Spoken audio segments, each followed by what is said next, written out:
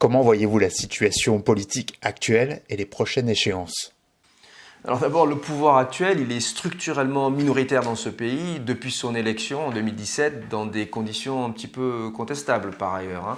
Et je dirais que depuis, il se réfugie à la fois dans le narcissisme d'un côté et puis dans cette espèce de rêve marketing qui vend aux médias et qui fonctionne assez bien avec la scène médiatique, mais non pas, je le crois, avec nos compatriotes. Alors, ce pouvoir, il est perdu dans sa propre hubris, mais il ne contrôle plus rien. Il est en situation d'échec. Échec économique et social. Quand on regarde les chiffres, on a eu 2 années de forte croissance en 2017 et 2018, avant même l'arrivée au pouvoir d'Emmanuel Macron. Le chômage est à peine descendu à 8,5%, alors que la moyenne en Europe, dans la zone euro, c'est plutôt 7%, et on a des pays similaires à la France qui sont à 4 ou 5% de chômage, donc c'est un échec. La pauvreté, on a eu les statistiques il y a quelques jours, elle a explosé en 2018. Sur le régalien, c'est encore pire. On a eu pareil, les premiers chiffres sur l'année pleine 2018, la première vraie année du quinquennat d'Emmanuel Macron.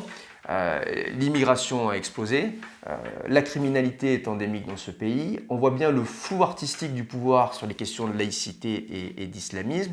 Et donc, encore une fois, je crois que c'est un échec qui est structurel et le verre était dans le fruit parce que finalement, c'est toute la pensée oxymorique d'Emmanuel Macron, du en même temps, qui se résume à une aporie et qui débouche sur l'air du vide. Je veux dire, c'est vraiment le rien du rien. On a de la nouveauté avec des gens soi-disant nouveaux, avec un nouveau monde, mais le nouveau monde s'avère incapable, encore plus incapable que l'ancien. Alors, si on regarde les autres options, et c'est de là un peu d'où vient le désespoir de nos compatriotes, c'est que, eh bien, d'un côté, face à ce pouvoir perdu dans l'ego, on a des forces extrémistes qui n'ont pas de propositions concrètes et crédibles, qui n'ont aucune chance d'arriver au pouvoir du fait de la mobilisation contre elles au second tour. Les partis traditionnels, c'est encore pire. Ils continuent, je dirais, leur longue implosion.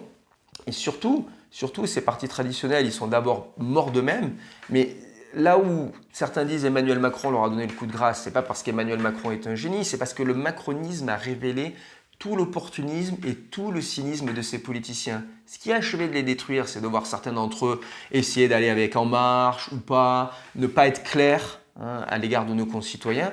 Donc c'est ça, le macronisme a révélé le cynisme de la classe politique. Alors après, on a des courants intéressants, on a les Verts, ils répondent à une préoccupation évidente. En même temps, un parti monothématique et qui en plus est structurellement et historiquement gauchiste, là aussi ne peut pas représenter une véritable solution. Donc pour nous, notre vision, c'est que le pouvoir ne va pas cesser de s'affaisser au cours des 2 prochaines années. Il va aller d'échec en échec, notamment économiques et sociaux. On le voit, il y a déjà un ralentissement et même les risques d'une récession qui sont avérés. Donc les années 2020-2021 vont être très compliquées pour Emmanuel Macron. Il ne sera plus capable de mettre en œuvre une seule réforme.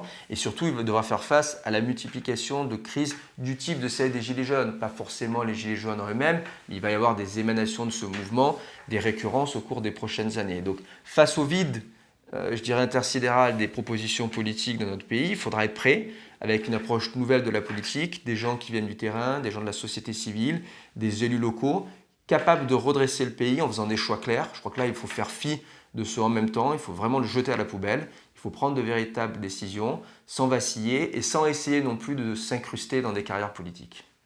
On le voit bien dans les sondages, la défiance des Français envers les partis politiques ne cesse de grandir. Comment vous l'expliquez?